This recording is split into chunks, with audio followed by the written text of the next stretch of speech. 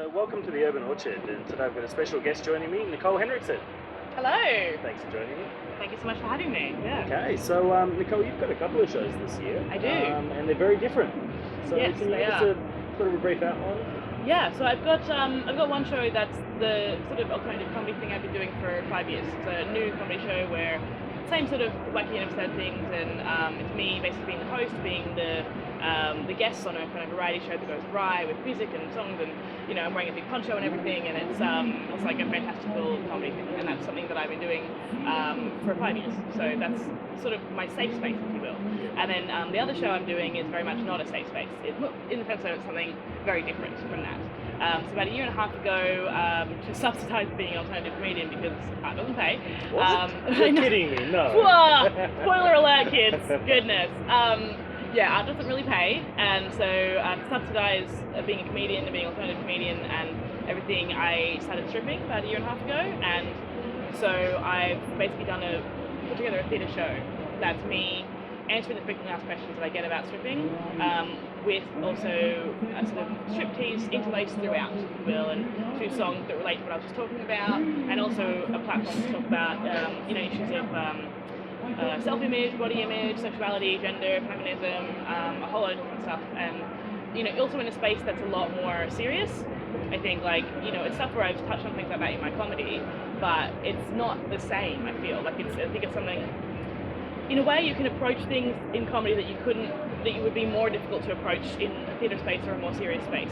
But at the same time, because you're not being serious, there is the possibility that people can kind of brush off what you're saying a little bit and be like, oh, it's just a joke, and I don't necessarily have to think about that later, And then what I've basically found with this theatre show is, a lot of things I was hoping for the things I was hoping to convey are really being conveyed, and the feedback that I'm getting from, especially artist friends of mine who, have seen a lot of stuff and kind of know, what I'm getting at, and get that kind of going from one genre to the other thing, and, get sort of a lot of that stuff, are really kind of blown away by how raw and real and honest I'm being in the show, and how, I guess, willing I am to go there. And I think it's weird because in some ways I have in my comedy, but because it's comedy, it's so, there's kind of this, I guess I'd say there's almost like a safety net, a space that you can have in comedy between yourself and the audience, even though it's just you on stage, and there's a sense of oh, well, it's not really as real, and it's almost like there's a space with comedy, and then there's even more of a space in a sort of scripted ensemble play, and there's even more of a space in TV, and so one person show theatre, there's almost no space if as a performer you're willing to totally bridge that gap, and that's something that I really want to do, and I've never been more exhilarated, more terrified, more excited, more I guess validated is a weird way to say that, because I feel like I've really taken a risk, and I was really hoping I was sitting on something big, and it feels like I am. Well, I saw the show last night. Yeah, I saw you see it. Yes, and it was, it probably encapsulated what I like most about, 1 or 2 person theatre shows, is that you form that connection, with the performer, and you feel like you're actually going through something together. Which, I thought it was really magical. So yeah, you should be very proud of what you've done so far. Thank you so much. So, some critics have described your show as candid, emotional, intense. Wow. Well, I've described it as that. Thank you. That's a really good way to describe it. Thank you so much. So, just comparing it to your normal old comedy shows, how does the post-show come down differ between the two? It's been far, far more intense. And maybe it's the fact that, opening night was so very emotional. There's emotional parts of the show, and, when you saw it last night, I sort of got a bit choked up. The tears didn't quite come. And then in the first night they really did, it was very intense. And at the end, people were clapping so much for much longer than I thought they would, and there was this sense of wow, I've done this thing that I've been thinking about planning for so long, that was so kind of terrifying to do, and people are clapping, their hands above their head clapping, and I had some artist friends of mine mention they had some kind of I guess you could describe them as like laddish guys come along that clearly were just there for the TNA. Yeah, just to some extent they were probably like, look, this is like a little bit classier than going to the strip club, and maybe we should tell some funny dick jokes, you know. And at the beginning, they were, you know, laughing along to some of the kind of throwaway comedy lines, and you know, laughing along to me doing a character of a guy who's kind of sleazy, and oh, that's fucking Davo, you know. And then as I was getting a little more serious, talking about gender stuff, and you know, the way that gender kind of restricts us, and the way that kind of, it sort of creates that space, you know, and it creates the need, I mean, for a strip club, you know, kind of all the gender stuff. And you know, they were sort of going, oh, no point, you know, and then at the end they're you know, clapping hands in the air kind of thing, and to me that was something that I definitely hoped for, but I wasn't sure if I'd ever be able to do. And to hear that, like, on that opening night, you know, there's these guys that have come in, you know, a little bit for the tits, maybe all for the tits, I don't know, and then at the end had such a real response is like so insane. Yeah. Yeah, I guess they'd probably be one of the harder nuts to crack. Yeah. You know, but they have the juiciest meat inside. Yeah, I think so. There was a real sense that I was kind of hoping, not to like change the whole world, but to like the idea that they're actually going, wow, she's got a point, you know, and she's kind of got me there, you know, like that's, like, I mean. I guess that's the sort of response you can only get from an informed perspective as well. You know, for someone who's, you know, never stripped, to, you know, try and, I guess, impart that sort of message to people who've never, you know, experienced stripping, it'd be virtually impossible, and it becomes just this extra layer of, how do I put it, abstraction. You know, whereas I felt the show was very real. You know, it was very grounded, and I guess the legitimacy of it all really, you know, helped push the, you know, the message and the story that you're willing to tell. Thank you so much. I have actually had artist friends of mine not realizing that I've actually been stripping for a while. Like, I had friends of mine basically say, oh, I thought you'd just done it for like a couple of months as like some research, whereas actually I've, you know, yeah, kind of, you know, just got into it for a little bit, whereas, you know, yeah, I've sort of been for about a year and a half to my go-to day job, and then I think in that time probably I've worked for about 8 or 9 months-ish, depending on things, and in you know, a few different cities, a few different clubs, like, and just to kind of get that broader idea, you know what I mean? I didn't want to have it be something where I'd worked in one club for a month and thinking that I knew everything, you know, and I still want to keep learning, and you know, I don't know how long I'll still be stripping, still be performing, still be this, that, or whatever, and I definitely don't want to think that I've learned all I can learn from that job.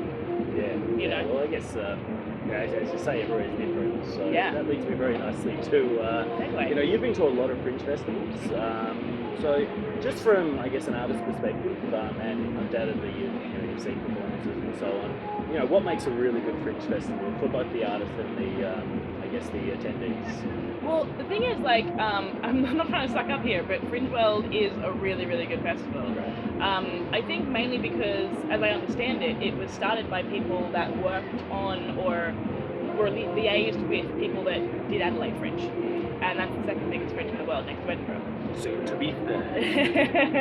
Yeah. And so people had like a knowledge of how to work it, you know, and what they've done here in Perth is have these 2 hubs on like sort of either ends of like a very cultural part of the city. So you've got the area we're in right now, sort of cultural centre hub with the Urban Orchard, and then you've got the other one down James Street, right? Yeah. The Pleasure Garden.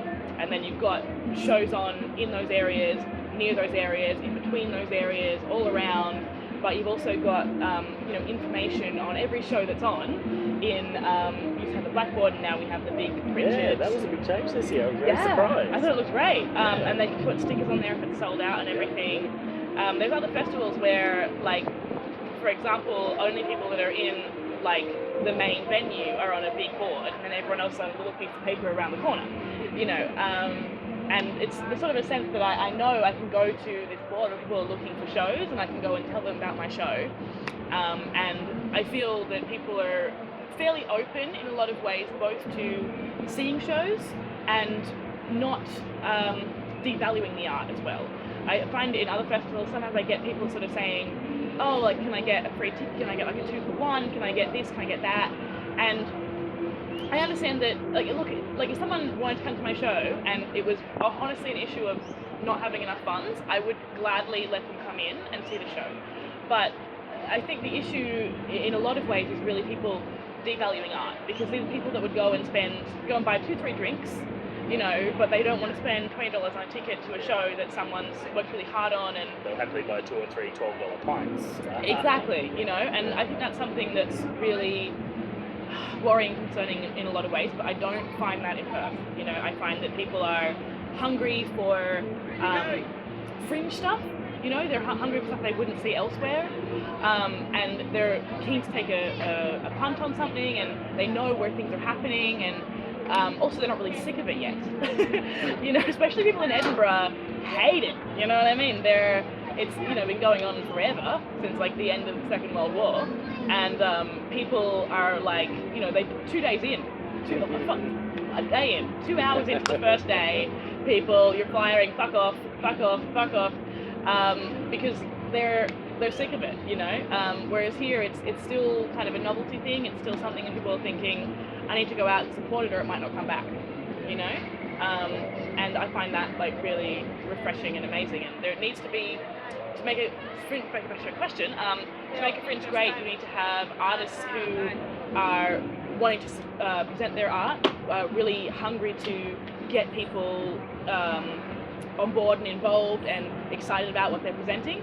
And then you need to have audience members who are keen to come out, see what's on, take a punt, try something out, and also willing to value that art as well. I think that's what you need, those 2 things. Wow, very detailed response. Thank you. Thank you, yeah. So you've got your own radio show in the UK, which with the time difference I occasionally manage to catch. Oh, thank you so much. So how did you end up landing that? That was the first time I was in Edinburgh, so that was 2014, August. I was there, I was flying for my show, and someone, who I fly it, basically said, we're actually starting up a radio show, like a internet radio channel, I guess, station, and do you want to be a part of it? Do you want to come and do like an interview, basically? And then she sort of said, we are looking for presenters, but I don't want to say right now, kind of thing. But if you want to come and do an interview, and I was like, that's great, I want to come do an interview, absolutely. And we did that, and then she basically said, well, do you want to do a pilot show? And I said, yeah, and I did that, and that's great, come on board. And it's, that's goodness, how long ago was that now? A year and a half? Almost a little bit more? August 2014. Oh, time. Yes. And so that's really, it's something where I get to be, I do like little tips and stuff with characters of mine, and then there's sort of, one really fun thing is bantering with my characters. So I'm going back and forth between the voices, which I love doing that. I love doing that, like, oh, Nicole, did you get that memo? What, can you stop? Look, I'm still doing the show. Well, I was just wondering if you got the memo there, but I'm doing the show, if you could just give me a second to finish. But did you get it though? I don't know if you get it, so I'm just going to do the intro first, and then we can talk about that. What are we going to talk about? Oh, just later, can you just, and I that's like so fun to go back and forth like that and have like a conversation. And of course, it cuts down on costs. You don't have to pay any other talent. So. Yeah, and there is no other talent but me, obviously. I am the talent that exists. Yeah. It went without saying it. Well, yeah. I just thought I'd clarify. Talking about your characters, your normal old comedy style shows, including your radio shows, obviously got a lot of characters. What's the process? How you, I guess, come up with these? Are they more purely you, purely other people, or a bastard combination of both? Yeah, I think kind of both. There's not really a process. Like, it's kind of something where often it starts with a voice. And there's a new character that I brought in, Tiffany, who there's a great comedian friend of mine here in Perth, Tor Snyder, who's from Canada, but every now and then she has this voice that's kind of, I don't know, almost like ghetto Minnesotan. I don't even know how to explain it. It's like, oh, you're so bad. Oh, you're so bad. You went and got a whole box of chocolates and you ate them all yourself. You're so bad. And so we were kind of just riffing on that for an hour, just like out the front of her house, eating fritters and poached egg that she'd made me. And then I had my radio show like a couple of days later. I thought, oh, I'll bring in like this new character. That'd be really fun. Like, you know, to have this new character and have a sort of very absurd thing where she thinks it's really bad to like, you know, eat a whole bunch of chocolates, but I think it's on the same level as like murdering someone, you know. And I thought that'd be really fun. And yeah, so I guess usually it starts with the voice. It starts with my ability to do a voice, because I think that's kind of the most recognizable thing with a character in a lot of ways. And then often I find the physicality will come with the voice, and I find if I'm doing different accents, I totally change my physicality without even realizing. And yeah, it's just kind of different things I've heard or seen or absorbed, and then kind of they've created something in my brain that's then just spat out one day, and then I've gone, oh, that'd be good. That'd be a good bit. We'll try that, you know. Yeah. Cool. Now you covered Eurovision pretty heavily on your YouTube channel. Oh, we're doing it again this year. Excellent, very excited.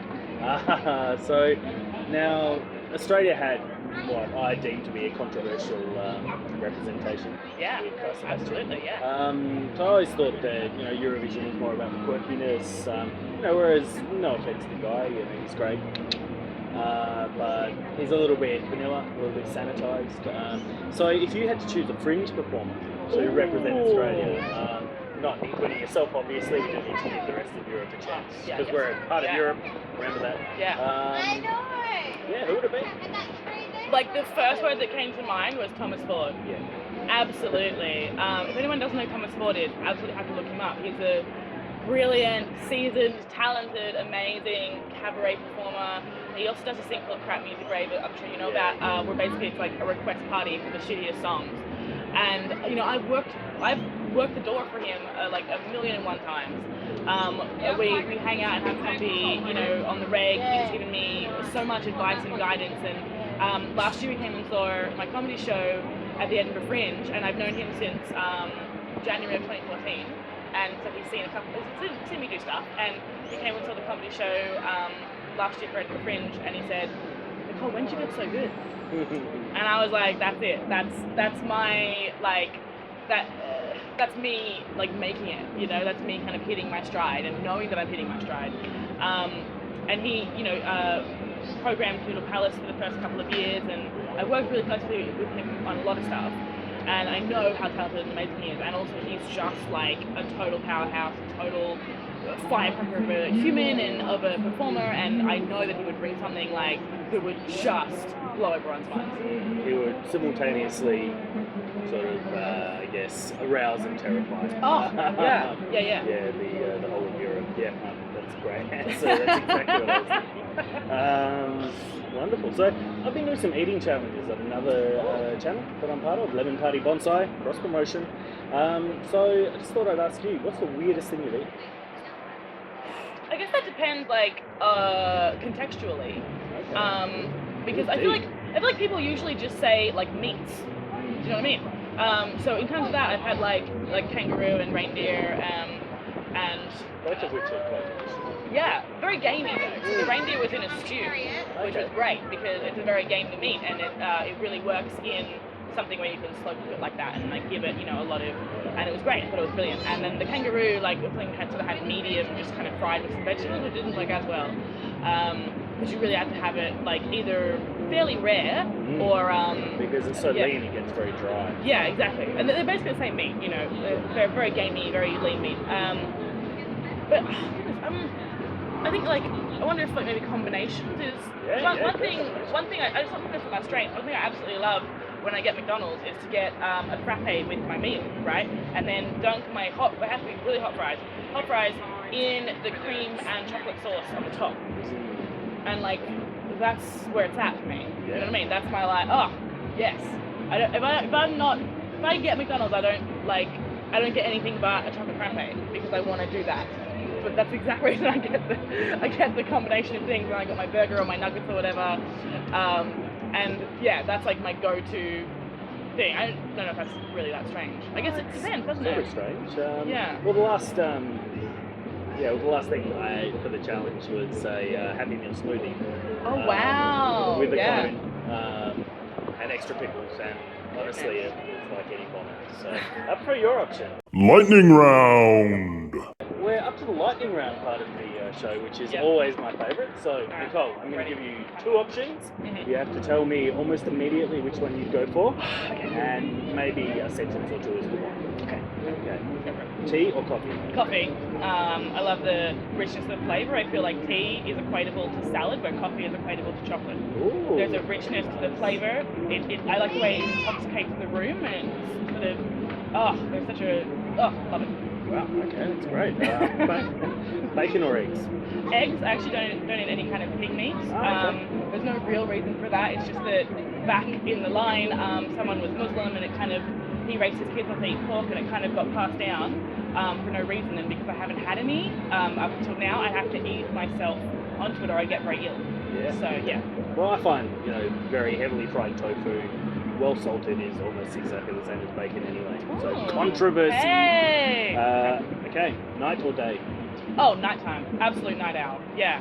And not just being an artist, that's also why being a stripper works for me. I used to work overnight shifts at McDonald's. Like, I just total night owl. I can stay up all night, but trying to get up in the morning is like not a thing I can do. Yeah. Cool. Okay, finger or toes? Ooh. Finger. I feel like we have such dexterity with our hands. We're so capable of making and doing so many things with our hands. I mean, obviously, our feet help us to walk. We don't really use our toes to walk, to move necessarily in the way that we use our hands to write, to do so many things. I mean, yeah, where would we be without our hands? Okay, slight follow-up question. Mm-hmm. What if someone's toes were as prehensile as their fingers? I mean, that happens sometimes, doesn't it? These people with practice, yeah.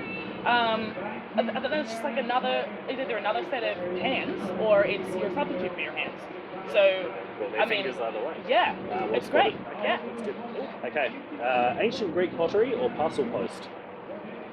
Ooh, wait, parcel post, like Like the sending, post. sending a letter. maybe parcel post. I Okay. actually have a pen pal in Austria who I've been writing to since I was 14 to help me learn German and everything, and we wrote letters for like 8 or 9 years. And I think that was one of the coolest things, like in a strange way. It's sort of a throwback. And I think it's something where we don't really get letters anymore. I think it would actually be really cool to send letters or postcards. I actually remember I was seeing someone, and I was in Edinburgh, and I thought it'd be really funny to send a postcard saying, "I miss you, and I'll still miss you when you get this." And just like a little, but I think I also said something like, "But also fuck you." Like something like that. Yeah, well, you got to balance things. Yeah, I gotta keep it real, and like a little smiley face or something like that, and that would be like, because we don't really do stuff like that. We can instant message and everything, and that's great. But I think that kind of, not even outdated technology, but like that slightly outdated technology is still, like we're very much a generation of nostalgia because there's such a transition within our lifetimes. And that's the thing about ephemeral forms of media, like texts, IM, emails. Yeah. I don't know. I don't think you're going to be pulling your old, your old IMs out of a box under your bed. No. And, going through them. You upgrade your phone, change your account, you lose it. That's it. Yeah, that's very true. So. Wow, deep. Yeah. Okay. Cool. Last one. Underground nuclear explosions or ice hockey goaltender? Ooh, I reckon ice hockey goaltender sounds really fun. Okay. I love the cold. I'm very competitive. Not very good at sports, but I love Ice me. hockey's not really a sport. Thank you. It's more of a fight staged in a space. Yeah, and I love like just getting real aggressive and crazy. And I think I would either do a really, really good job, or it would be awful. And either way, it'd be a great time for me, and probably not for anyone else. So I'm all up for it. 6-word summary. Okay, so we're at the 6-word summary. So in this part, I'm going to throw a topic or a concept at you, and you need to, maybe you get a few seconds thinking time to give me a 6-word summary of it. Okay. That's a hard limit of 6 words. Yeah. I'll be counting. Okay, I'm ready. Okay, so the first topic, the political situation in Libya. What? Okay, we need to be better educated. Wow, that's really good. The correct answer was pretty much screwed, but not surprising. Oh. But yours is still good. Okay, so the next topic, the Donald Trump presidential campaign. That joke needs to stop now. Very nice. Okay, you win. Okay, I actually had clearly a portent of the apocalypse. Oh, that's Yep. good. Yeah. Okay, so, and the last one is the return of the X-Files TV series. Heaps of hope from lots nerds. That's good. That's good. I think the correct answer was inevitable attempt to milk franchise. That's good. Yeah. Thanks a lot for joining me, Nicole. I've had a blast. I hope your shows go as well as you'd hope. I'm sure they're going great so far. Well, one of them is. You haven't really started the other one. Yeah, we'll see. One thing at a time. Yes. Underreaching myself. Great. So yeah, thanks a lot. Thank you so much for having me. Yeah.